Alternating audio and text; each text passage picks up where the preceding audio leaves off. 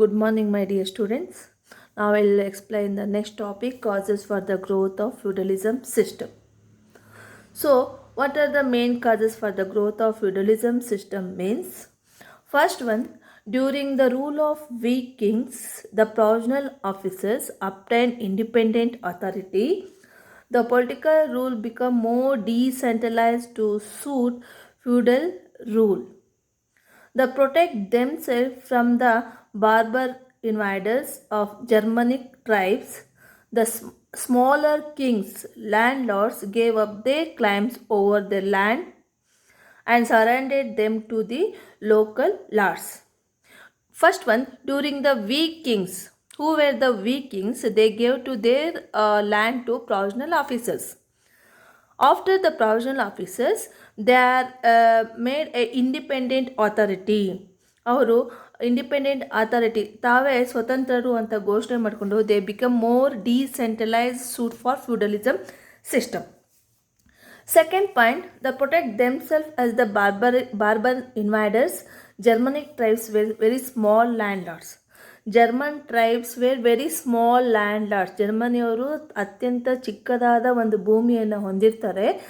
So when they protect their land by the barbarian invaders, so what they are done means they gave to their land to surrender them to the local lords. ತಮ್ಮ ಒಂದು ಭೂಮಿಯನ್ನು local ರಾಜರಿಗೆ ಏನು ಮಾಡ್ತಾರೆ, ಕೊಟ್ಬಿಡ್ತಾರೆ.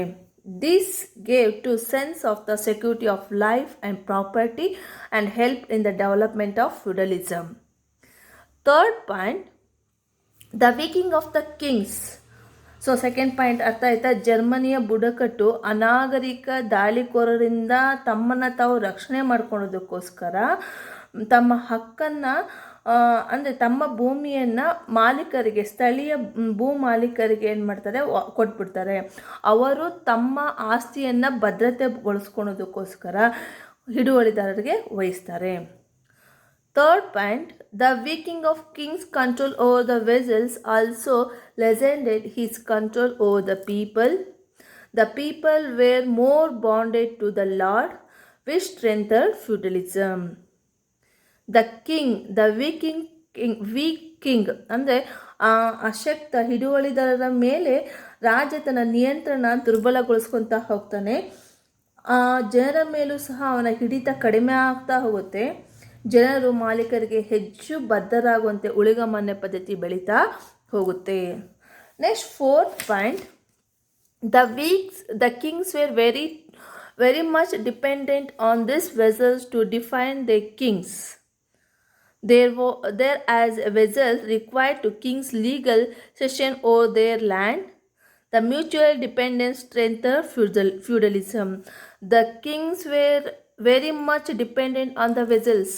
ರಾಜರು ಹೆಚ್ಚಾಗಿ ಹಿಡುವಳಿದಾರರ ಮೇಲೇ ಹಿಡುವಳಿದಾರರಿಗೆ ಅಂತಿಮವಾಗಿ ಅಂದರೆ ರಾಜರು ಹೆಚ್ಚಾಗಿ ರಾಜನು ತನ್ನ ರಾಜತ್ವವನ್ನು ಕಾಪಾಡಿಕೊಳ್ಳೋದಕ್ಕೋಸ್ಕರ they depending on the vassals, ಹಿಡುವಳಿದಾರರ ಮೇಲೆ ಅವಲಂಬನೆಯಾಗಿರ್ತಾರೆ. ಅದೇ ರೀತಿ ಹಿಡುವಳಿದಾರರು ತಮ್ಮ ಭೂಮಿಗೋಸ್ಕರ vassals they are protect their land, ತಮ್ಮ ಭೂಮಿಯನ್ನು ಕಾಪಾಡಿಕೊಳ್ಳೋದಕ್ಕೋಸ್ಕರ ಫಾರ್ ದ ಲೀಗಲ್ ಸೆಷನ್ ಅಂದರೆ ಕಾನೂನುಬದ್ಧವಾಗಿ ತಮ್ಮ ಆಸ್ತಿಯನ್ನು ತಾವು ಕಾಪಾಡಿಕೊಳ್ಳೋದಕ್ಕೋಸ್ಕರ ರಾಜನ ಅವಶ್ಯಕತೆ ಇರುತ್ತೆ. ಇವೆರಡು ಪರಸ್ಪರ ಅವಲಂಬನೆ, ಒಬ್ಬರ ಮೇಲೆ ಒಬ್ಬರು ಏನಾಗಿದೆ, the depending the king and the vassals the dependence, much more dependence, very much ಅಂದರೆ ಹೆಚ್ಚಾಗಿ ಅವರಿಬ್ಬರು ಒಬ್ಬರ ಮೇಲೆ ಒಬ್ಬರು ಅವಲಂಬನೆ ಆಗಿರ್ತಾರೆ. In that time feudalism was rise. ಈ ಸಂದರ್ಭದಲ್ಲಿ ಉಳಿಗಮಾನ್ಯ ಪದ್ಧತಿ ಅನ್ನೋದು ಹುಟ್ಕೊಂತು. Fifth point, it was impossible for kings control vast land because there is no proper roads and meanings of the transport. Moreover, the financial burden for ruling the vast empire made it impossible for the unit rule. So ಏನು ಅಂದರೆ there was no impossible for the kings to control vast land. ರಾಜ ಒಬ್ಬನೇ ಹೆಚ್ಚಿನದಾದ ಒಂದು ಭೂಮಿಯನ್ನು they will not maintain, who was means king. And also ಒಬ್ಬನೇ ಆಸ್ತಿನ ನೋಡ್ಕೊಳೋದಕ್ಕಾಗೋದಿಲ್ಲ ಅನ್ನೋದು ಒಂದು point. And then there is no proper roads and means of the transport.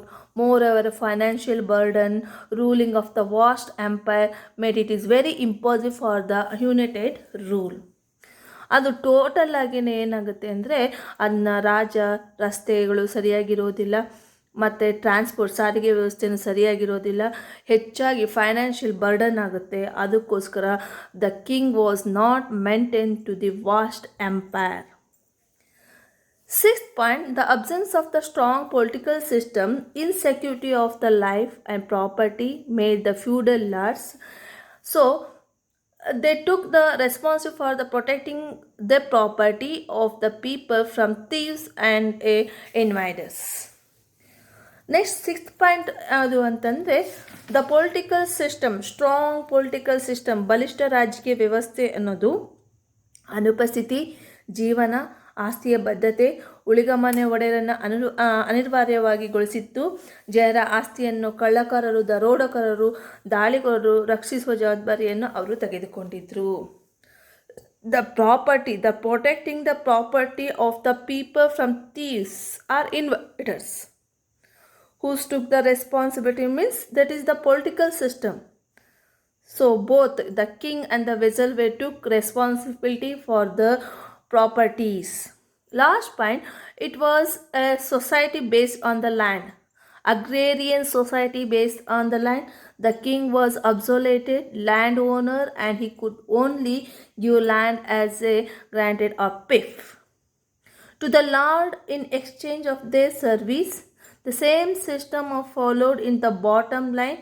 The feudal was also inevitably due to the absence of the industries and the serfs were bounded to the land. ಭೂಮಿ ಆಧಾರಿತವಾದ ಒಂದು ಕೃಷಿ ಸಮಾಜವಾಗಿತ್ತು. ರಾಜ ಸಂಪೂರ್ಣ ಭೂಮಾಲೀಕನಾಗಿದ್ದು ಅವನು ಭೂಮಿಯನ್ನು ಜಾಗೀರುಗಳಿಗೆ, ಒಡೆಯರಿಗೆ ಅವನ ಸೇವೆಗೆ ಪ್ರತಿಯಾಗಿ ನೀಡುತ್ತಿದ್ದ. The king were gave to their land to the services, what they do the services.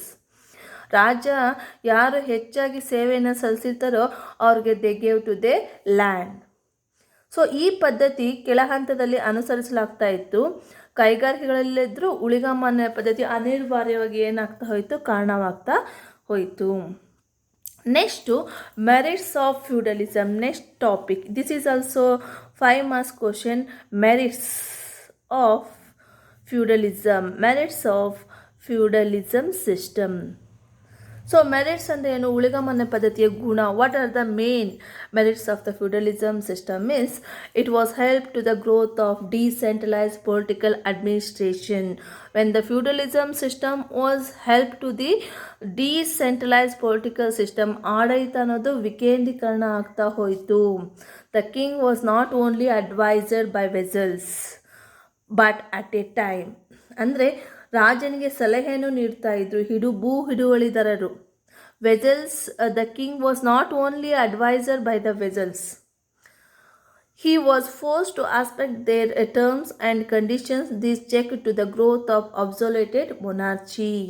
So ಇದೇನಾಗ್ತಾ ಹೋಯಿತು ಅಂದರೆ ಅವರ ನಿಯಮ ನಿಬಂಧನೆಗಳನ್ನು ಒಪ್ಪಿಕೊಳ್ಳುವಂತೆ ಒತ್ತಡ. They are force to aspect ಅಂದರೆ ಒಪ್ಕೊಳೋದು ಏನೇನು ಅಂತಂದರೆ ದೇರ್ ನಿರಂಕುಶ ಪ್ರಭುತ್ವ ಬೆಳವಣಿಗೆಯನ್ನು ತಡೆದು this check to the growth of absoluted monarchy. Second point, feudalism help to the preserve a monarchy and monarch sentenced to the pif to the vassal who in turn took an oath loyalty to cooperation to fight for them. ರಾಜ್ಯತ್ವವನ್ನು ಉಳಿಸುವಲ್ಲಿ ಉಳಿಗಮನೆ ಪದ್ಧತಿ ಸಹಾಯ ಮಾಡ್ತಾ ಇತ್ತು. ರಾಜನು ಹಿಡುವಳಿದಾರರಿಗೆ ಜಾಗೀರನ್ನು ನೀಡಿದನು. ಇದಕ್ಕೆ ಪ್ರತಿಯಾಗಿ ಹಿಡುವಳಿದಾರರು ವಿಧೇಯತೆ ಹಾಗೂ ಅವನಿಗೆ ಹೋರಾಡಲು ಸಹಕಾರ ನೀಡುವುದಾಗಿ ವಚನವನ್ನು ನೀಡಿದರು. ರಾಜ್ಯತ್ವವನ್ನು ಉಳಿಸಲು ಉಳಿಗಮನೆ ಸಹಾಯ ಮಾಡಿತು. Feudalism was help to the preserve of monarchy. So ಅದ್ರ ಜೊತೆಗೆ ರಾಜ ಹಿಡುವಳಿದಾರರಿಗೆ ಜಾಗೀರನ್ನು ನೀಡಿದ್ದ. The king was gave to their land to the vassals. ಇದಕ್ಕೆ ಪ್ರತಿಯಾಗಿ ಹಿಡುವಳಿದಾರರು ಈ ರೀತಿ ಸಹಾಯವನ್ನು ಮಾಡಿದರು. Thank you my dear students.